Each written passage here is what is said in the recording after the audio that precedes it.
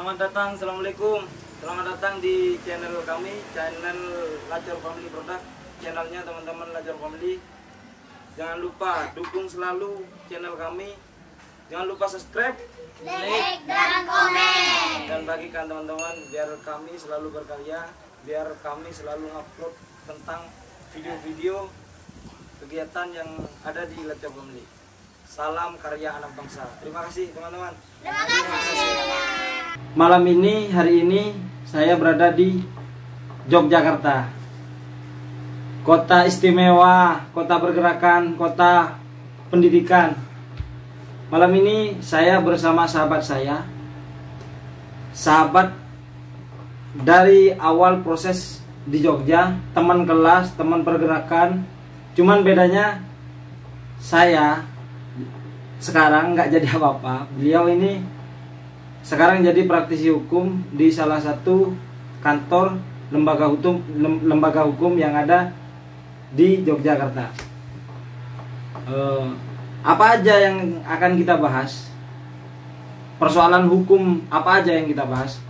Tunggu dan ikutin video selanjutnya. Oke, kembali lagi di video kita. Saat ini saya sudah bersama sahabat saya, Malikul Akdom, selaku praktisi hukum yang ada di Yogyakarta. Kita melihat apa yang terjadi, apa yang dirasakan masyarakat. Banyak kejanggalan yang terjadi selama pandemi COVID-19 ini. Kita akan mengulas apa aja bantuan atau jenis-jenis pelanggaran yang ada di BLT COVID-19. Jadi saya bersama Mas Malikul Akdom atau Alek. Gimana Mas menanggapi yang terjadi saat ini? Kemudian atau mungkin bisa dijelaskan pada sahabat-sahabat yang mengikuti channel ini, apa aja jenis-jenis bantuan itu, apa aja, maupun itu bansos atau BLT. Ya. Ya. Terima kasih sudah mengundang saya main-main ke Jogja untuk berdiskusikan soal bantuan langsung tunai ya, akibat kemudian bangsa ini dilanda pandemi global. Nah, sebetulnya semua pihak gitu ya, gak ada satupun orang yang kemudian diuntungkan karena pandemi ini. Banyak masyarakat yang kemudian terdampak. Kita tahu banyak hal gitu ya yang kemudian menyebabkan masyarakat kita itu tambah miskin ataupun akses ekonominya itu dipersulit karena ekonomi ini. Kita tahu bahwa banyak sekali lonjakan pemutusan hubungan kerja gitu ya, yang kemudian itu memang salah satu efek nyata dari pandemi ini. Nah, untuk itu sebetulnya kalau mau ngomongin soal undang-undang kebencanaan gitu ya, kalau kemudian mau ngomongin soal undang-undang karantina wilayah gitu ya, pada prinsipnya aktor yang kemudian sangat penting menjadi solutor, menjadi solusi gitu ya, yakni adalah pemerintah dalam hal ini. Nah, teman-teman bisa ngecek di undang-undang kebencanaan, undang-undang karantina wilayah. Di situ memang jika suatu daerah ataupun jika suatu negara ataupun ada kemudian bencana gitu ya, memang mau nggak mau negara itu harus turut serta hadir, harus hadir untuk dia harus menjadi solutor gitu. Sebab kalau mau ngomongin soal konstitusi, ngomongin soal dasar berdirinya negara ini adalah yang menjadi salah satu muaranya adalah bagaimana caranya rakyat itu sejahtera. Nah, kembali lagi ke pembahasan efek pandemi gitu ya. Kalau kemudian kita mau menjawab gitu ya, apa yang menjadi program nyata dari pemerintah, bantuan langsung dari pemerintah, itu sebetulnya banyak sekali gitu ya. Yang saya tahu itu sebelumnya pemerintah kita itu banyak sekali bantuan-bantuan yang kemudian dia menyasar terhadap masyarakat miskin. Misal kemudian ada yang namanya PKH, ada yang namanya kemudian kartu Indonesia Pintar, lalu kemudian kartu Indonesia Sehat dan lain sebagainya. Itu yang kemudian diformulasikan terhadap corona gitu ya. Tapi secara prinsip yang saya tahu gitu ya, kalau kemudian mau dikatakan apa yang murni dari corona, itu sebetulnya yang konkret adalah bantuan langsung tunai itu yang kita tahu ada 600.000 Yang BLT itu ya? Iya, yang BLT. Yang itu ceritanya ditargetkan selama 3 bulan selama pandemi. Nah, kalau kemudian mau ngomongin Indonesia itu kan rata-rata gitu ya, rata-rata bantuan ini itu baru cair di bulan Mei. Di bulan April, bulan Maret itu kan masih simpang siur yang namanya kebijakan di Indonesia. Nah, banyak sekali sebetulnya ada kartu prakerja gitu, yang kemudian sebetulnya kalau mau ngomongin apakah hal itu tepat sasaran apa enggak, itu masih dalam perdebatan gitu ya. Apakah kemudian kartu prakerja itu cocok dengan pandemi, karena diskursus yang terjadi di publik itu kan ini ya, jadi masyarakat, orang yang mendapatkan kartu prakerja itu kurang lebih 1.500.000 yang kemudian itu ceritanya seorang itu yang mendapatkan pelatihan secara online melalui platform umpama Ruang Guru dan lain sebagainya itu. Yang itu kemudian banyak dikritik gitu ya. Kalau kemudian mau pelatihannya itu cuma membuat CV dan lain sebagainya, ada kok banyak platform lain di YouTube yang bisa diakses semua orang tanpa bayar gitu ya. Nah, itu sebetulnya. Nah, kalau kemudian ditanyakan siapa yang berhak mendapatkan semua bantuan itu gitu ya, diskursus yang kemudian kita lihat itu banyak hal. Ada kemudian di masing-masing desa itu pasti ada catatan siapa yang miskin dan siapa yang enggak gitu ya. Kalau kemudian merujuk dari aturan Kemensos, Kementerian Sosial, itu kan kriteria masyarakat miskin itu kan paling minim kalau dilihat dari sisi kuantitatifnya, dia itu nggak punya rumah lebih lebar dari 8 meter persegi. Itu rumahnya, lalu kemudian tidak memiliki kamar mandi, lalu kemudian atapnya yang seperti apa, lantainya yang kemudian tidak layak dan lain sebagainya, itu bisa kemudian disebut dengan masyarakat miskin. Tapi kalau ditinjau secara global gitu ya, kita tahu bahwa masyarakat miskin itu kan dia berpendapatan seharinya itu di bawah $2. Kalau kemudian $1 sekarang ada 14.000, kali 2 saja itu kan sudah 28.000. Jika kemudian satu orang itu tidak memiliki pendapatan di atas 28.000, otomatis dia secara global bisa dianggap sebagai kategori miskin. Itu satu gitu ya. Cuman kan masalah yang saat ini kita lihat, seringkali kita lihat gitu ya, banyak kok data-data yang menyebut bahwa orang-orang itu di PHK gara-gara corona, apalagi industri yang berbasis manufaktur gitu ya. Orang-orang buruh dan lain sebagainya itu kan banyak sekali yang di PHK ataupun dirumahkan tanpa mereka mendapatkan hak-haknya, gaji dan lain sebagainya.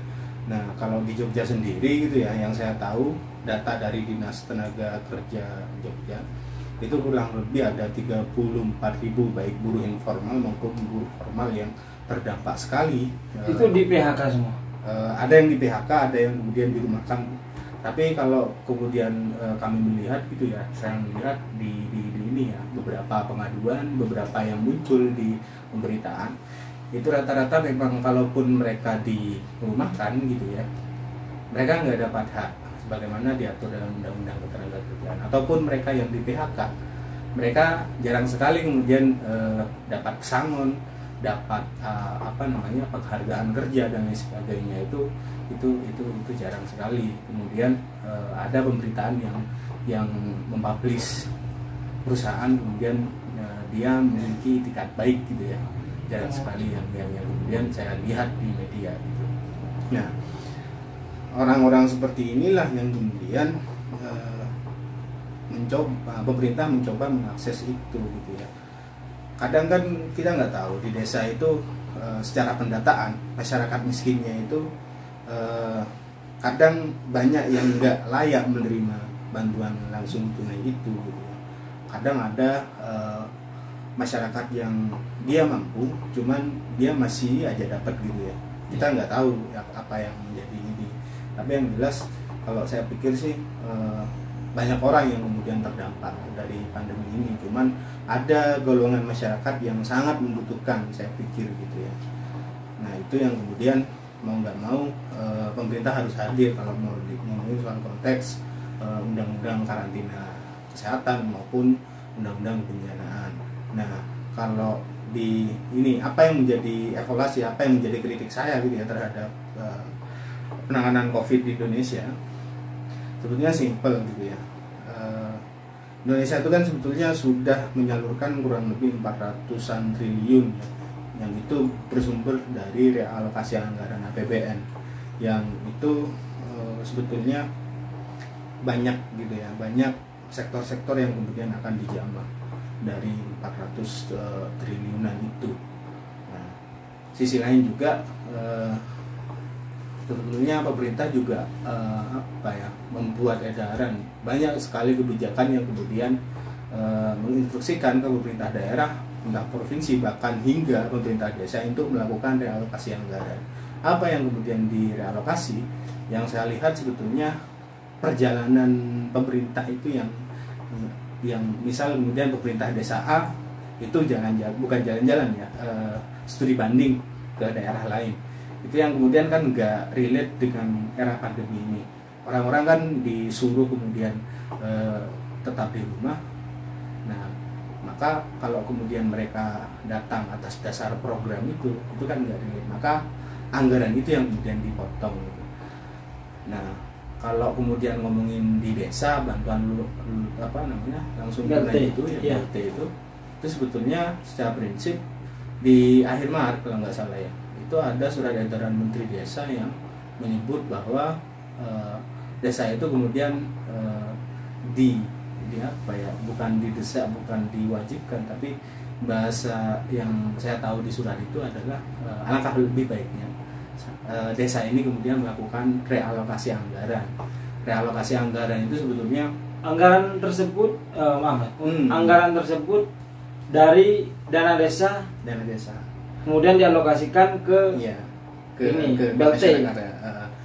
Kalau BLT sebetulnya dari pusat, Mas. Oh, dari pusat. Nah, cuman kan desa itu kan banyak sekali ya melakukan inisiatif. Warga-warga desa itu kan banyak sekali melakukan inisiatif. Misal mereka ngebentuk tim relawan, mereka ngebentuk tim yang menjaga posko COVID.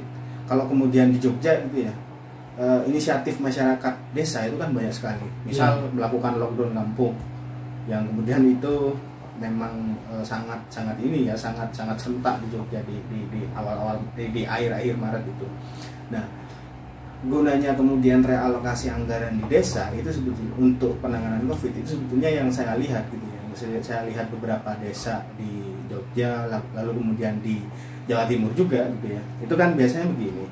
Kalau ada orang yang datang pemudik gitu ya, yang dari luar desa, yang asli penduduk desa itu, biasanya kan kalau mereka datang, mereka di karantina diri. Kalau kemudian pemerintah desanya itu inisiatifnya bagus, maka pendatang tersebut itu akan dikarantina di fasilitas umum milik desa, misal di SD, misal kemudian ada di banyak tempat gitu ya. Nah, otomatis jangan kemudian hanya mengkarantina orang itu dong, tapi solusinya apa? Saya dapat makan nggak?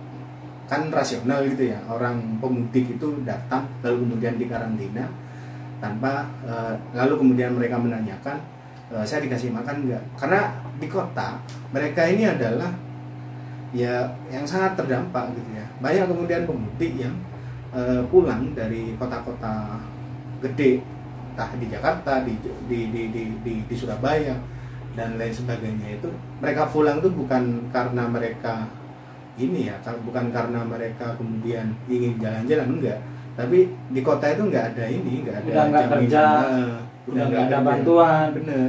Jadi ini sebenarnya beberapa kali terjadi di desa, entah itu kebijakan salah satu kepala desa atau pemerintahannya gini. Jadi teman-teman yang di karantina itu selama beberapa hari itu ada yang sebagian mendapat bantuan berupa sembako, ada yang berupa langsung tunai. Nah, menanggapi hal tersebut, apakah itu kebijakan dari desa atau memang itu ada aturan dari pemerintah pusat? Terkait sama itu ya, beda-beda sih Mas, yang saya lihat gitu ya. Ada kemudian jenis bantuan itu yang langsung tunai, ada jenis bantuan yang berupa sembako. Oh, berarti tergantung ada, kebijakan ini masing-masing desa, ini, masing pemerintah desa, pemerintah daerah yang kemudian mereka pemerintah daerahnya ini yang kemudian mengorganisir pemerintah desanya. Nah itu saya pikir sih inisiatif-inisiatif itu perlu, hanya kemudian jangan ini apa namanya, hal tersebut tuh memang baik gitu ya. Cuman dari gelontoran banyaknya dana yang masuk ke desa yang kemudian dialokasikan ke corona gitu ya, kalau kemudian ada indikasi korupsi dan lain sebagainya, itu malah kalau korupsi itu kan kita sepakat ya, diskursus orang melakukan korupsi itu adalah apa ya, dia adalah extraordinary crime gitu ya, dia kejahatan yang luar biasa. Tapi kalau kemudian ada dana COVID gitu ya, ada dana COVID lalu kemudian dikorupsi, kalau menurutku itu bukan ekstra apa ya, bukan lagi kemudian kejahatan yang luar biasa, tapi kejahatan yang sangat luar biasa. Saya pikir. Nah, banyak kemudian orang yang terdampak, banyak kemudian orang yang sebetulnya butuh uluran dari pemerintah, banyak orang yang kemudian membutuhkan negara hadir gitu ya, malah kemudian hal itu dikorupsi. Itu yang kemudian yang ini yang apa namanya, yang sangat disayangkan saya pikir.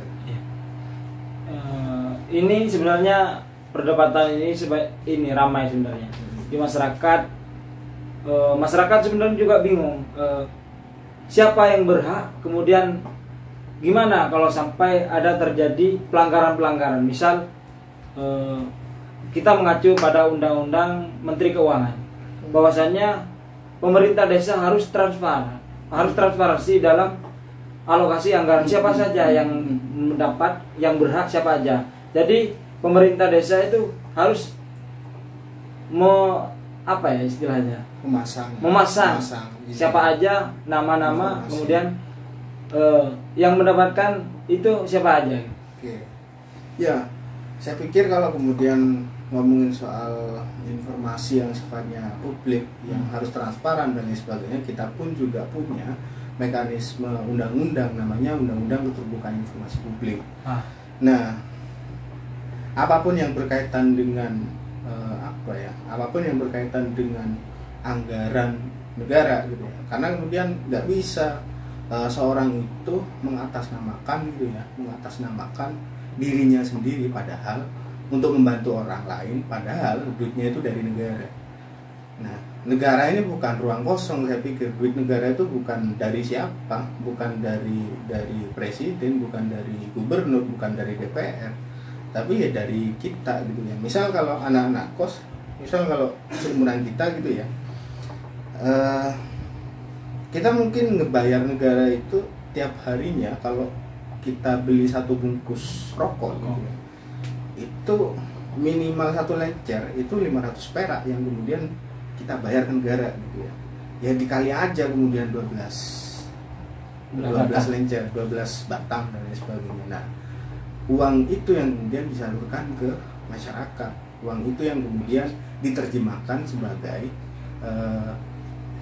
negara kita ini adalah negara kesejahteraan yang kemudian mau nggak mau harus ini ya, harus difungsikan terhadap kemakmuran masyarakat gitu ya. Nah kalau seumpama kemudian ada persoalan, ada pemerintah apapun gitu, entah pemerintah pusat, pemerintah daerah, pemerintah provinsi, pemerintah kabupaten, atau kemudian pemerintah desa, seumpama kemudian mereka itu tidak transparan dalam hal ini, nah itu publik pun juga memiliki kewajiban untuk mendorong pemerintahnya untuk transparan.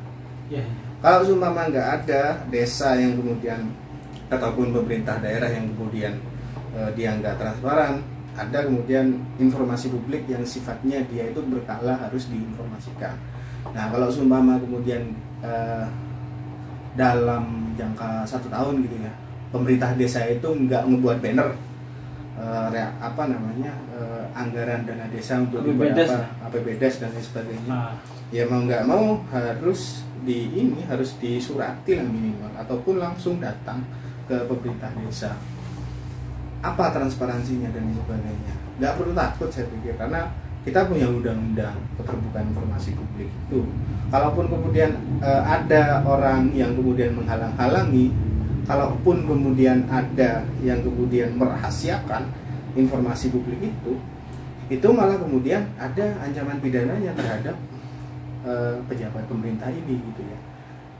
Jadi jangan kemudian masyarakat itu takut untuk menanyakan hal-hal yang sifatnya informasi publik, apalagi ngomongin soal anggaran gitu ya. Itu harus dikawal saya pikir gitu ya.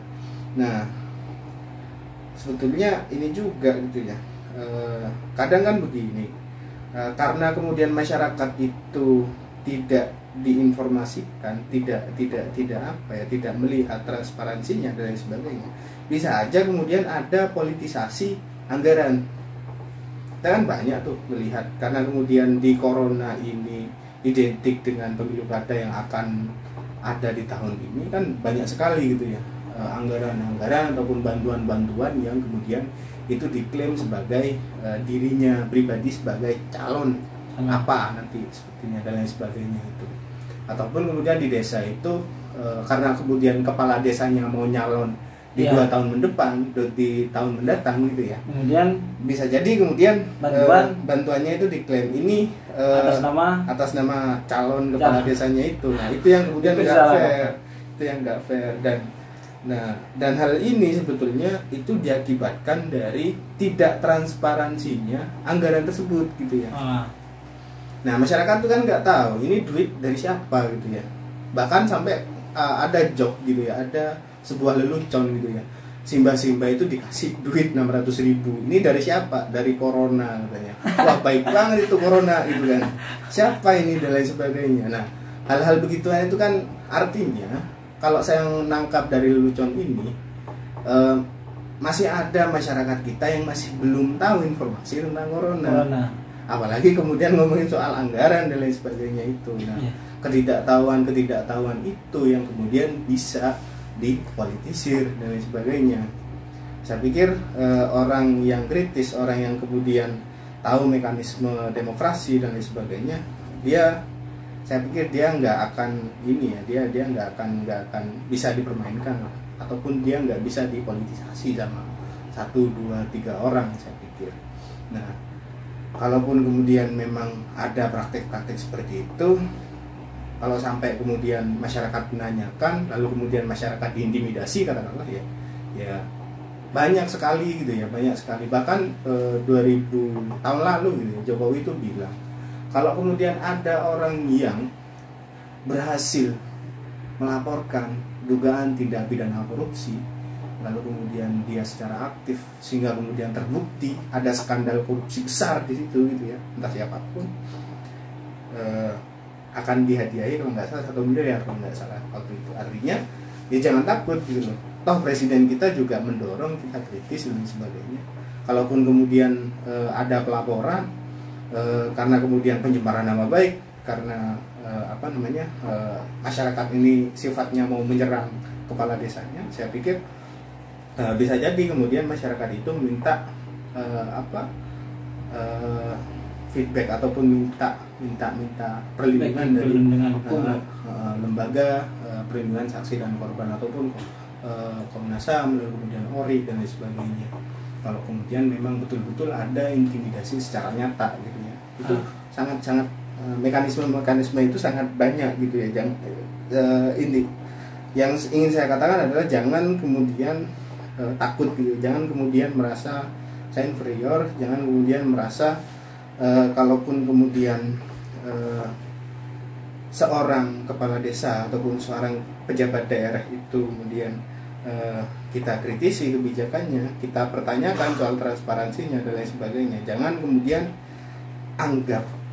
kemudian menganggap relasinya itu saya dan dia, bukan, tapi saya sebagai warga negara, dia sebagai pejabat pemerintah daerah, pejabat negara gitu ya, pemerintahan dan lain sebagainya. Nah, itu yang apa ya, hal yang harus kita tahu sebetulnya sejatinya seperti itu, Mas. Apalagi pemuda ya.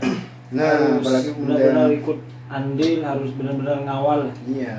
Karena persoalan ini persoalan bersama sebenarnya, sangat kompleks. Sangat kompleks. Pertanyaan terakhir, ini banyak masukan dari warga maupun tetangga, teman-teman di rumah. Kalau misal ada pelanggaran, itu kita harus mau kemana? Kadang masyarakat awam kan kayak gini asumsinya, kita cuman masyarakat kecil kita nggak bisa apa-apa. Meskipun nanti ada pelanggaran, kemudian ada hal yang merugikan rakyat, kita harus kemana? Kita harus mengadu ke siapa? Nah, itu yang jadi pertanyaan besar masyarakat saat ini. Ya, banyak hal sih Mas sebetulnya. Kalau kalau kemudian ada apa-apa kita harus ngapain, itu banyak hal mekanismenya saya pikir. Biar masyarakat tahu, biar ini juga jadi penyemangat untuk teman-teman, khususnya teman-teman pemuda. Ya, nanti begini ya, saya pikir jangan dikonsumsi secara pribadi, saya pikir ya.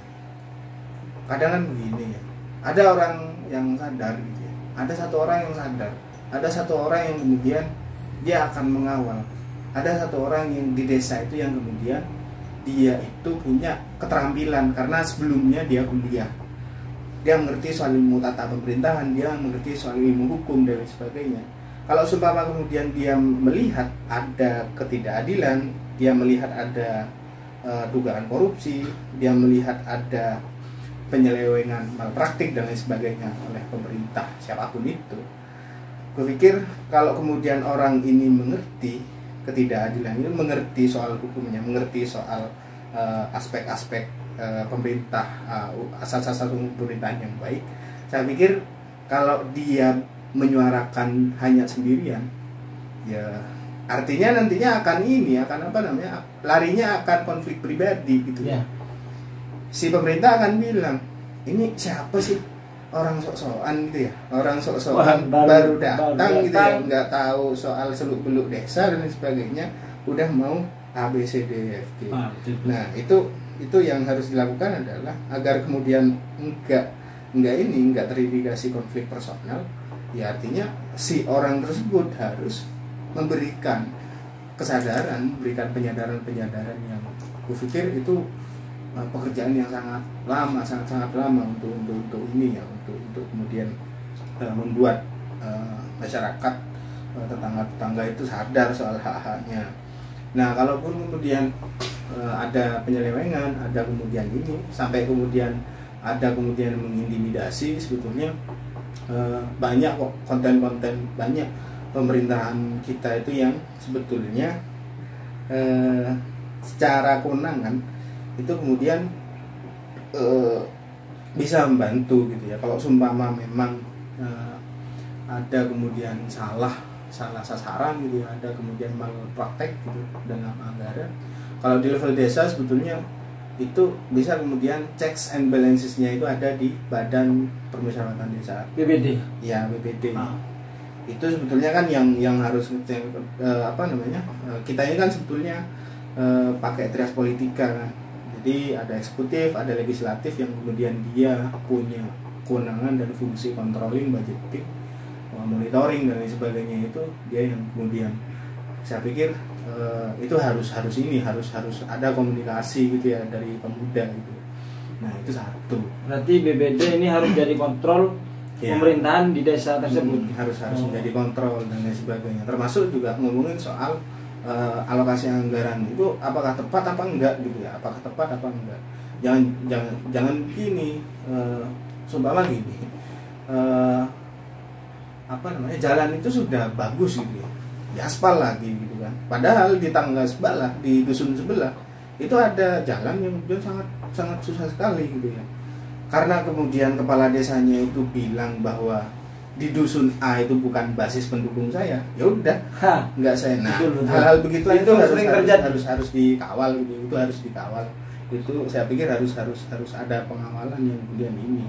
Karena kalaupun kemudian kita kalau nggak ngawal ya bisa aja kemudian agenda pembangunan dari desa, dana desa yang kemudian dialokasikan secara mayoritas itu untuk infrastruktur dan pemangkasan kemiskinan itu nggak ada progresnya, kurang lebih itu yang pertama. Kalau kemudian itu di level desa ya, kalau kemudian di level kecamatan, di level pemerintahan daerah, kalaupun kemudian ada praktek-praktek yang bertentangan dengan asas-asas pemerintahan yang baik, itu mekanisme pengaduannya itu juga banyak sebetulnya Mas. Bisa kemudian teman-teman bisa kemudian mengadukan ke instansi yang lebih tinggi kalau secara eksekutif, bisa seperti itu, atau mengadukan ke level legislatifnya di tempat di situ. Kemudian di Pemkab gitu ya, Pemdanya bermasalah ya bisa kemudian diadukan ke DPRD-nya melalui audiensi dan sebagainya. Itu yang pertama kalau di level daerah. Nah, kalaupun kemudian atas dasar itu kemudian ada intimidasi, terus kemudian ada serangan, ada tekanan dan lain sebagainya, itu ya saya pikir bisa kemudian pakai proses justisial. Proses justisialnya adalah ya, bisa kemudian kalau sampai ada ancaman yang sangat berarti ya, lapor polisi, satu. Kalau kemudian karena kita kritis lalu kemudian diintimidasi dan lain sebagainya, ya bisa kemudian ke Komnas HAM. Kalaupun yang berkaitan dengan aspek bertentangannya dengan asas-asas pemerintahan yang baik, bisa kemudian teman-teman ini mengadukan ke Ombudsman Republik Indonesia, yang saya pikir setiap provinsi itu sudah ada ininya, sudah ada kantor perwakilannya. Nah, prinsipnya saya pikir dari kesemua hal itu gitu ya, hanya yang menjadi prasyarat utamanya adalah seberapa besar kemudian kita memiliki ide gitu ya, lalu kemudian ditransformasikan ke masyarakat kita gitu ya. Jangan kemudian punya ide, punya inisiatif, punya kemudian semangat untuk mengawal agenda pembangunan, entah itu pemerintah daerah, desa, lalu kemudian pusat, itu kemudian tanpa melibatkan banyak orang. Artinya gagasan yang mengendap di kepala gitu ya, itu selamanya nggak akan terjadi sesuatu kalau kemudian hal tersebut nggak didiskusikan. Kurang lebih begitu yang menjadi catatan dan pesan terhadap teman-teman pemuda. Kalau kemudian ngomong ini otomatis itu harus jangan kemudian ceritanya itu memberikan kepercayaan yang lebih terhadap seseorang gitu. Misal kita datang ke desa gitu, yang dulunya pernah kuliah gitu ya, kadang kita nggak bisa kemudian mengerjakan hal-hal yang sangat berat gitu ya, memindahkan ataupun membuat galian ataupun ngapain lah gitu ya. Cenderungnya katakanlah kita itu pemikir ataupun apa dan lain sebagainya. Nah, hal-hal begituan tuh harus di profiling. Kalau teman-teman bisa di lapangan, ya udah kerjakan yang di lapangan. Kalau kita bisa di depan laptop, ya udah di depan laptop gitu ya. Dan saya pikir ini sih jangan kemudian pemuda itu lepas dari akar ininya, akar kenapa dia lahir gitu ya. ya sering-seringlah jagongan dengan warga masyarakat yang lain, sering-seringlah kemudian memiliki memiliki komunikasi yang baik dengan stakeholder yang ada di desa, entah itu BPD, entah kemudian pemerintah desanya, entah kemudian Pak Dukuh dan lain sebagainya. Itu hal yang sangat penting, saya pikir harus dilakukan sama teman-teman pemuda desa. Itu mungkin Mas yang Oke, banyak sekali pelajaran dan ilmu yang kita dapat dari pembicaraan kita malam ini. Terima kasih untuk Mas Malikul Lontong. Pesan untuk teman-teman semua, jangan pernah takut dalam hal kebaikan, karena kita membiarkan hal keburukan terjadi, sama halnya kita melakukan hal keburukan itu sendiri. Oke, sekian dari kami. Jangan lupa subscribe, like, tetap dukung channel ini. Sekian dari kami. Assalamualaikum.